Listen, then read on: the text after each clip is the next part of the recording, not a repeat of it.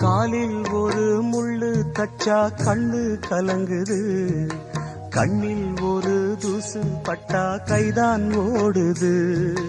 சேவல் அன்று கோடு கிழிச்சு வேலி போட்டது, வேலி தாண்டி கோழி போக வேளை வந்தது.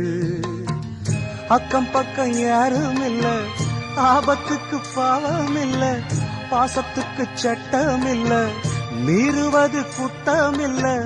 பாசத்துக்கு ரெக்க முளைச்சு பறந்து போகுது தன்னால. சம்சாரம் அது மின்சாரம், சம்சாரம் அது மின்சாரம்.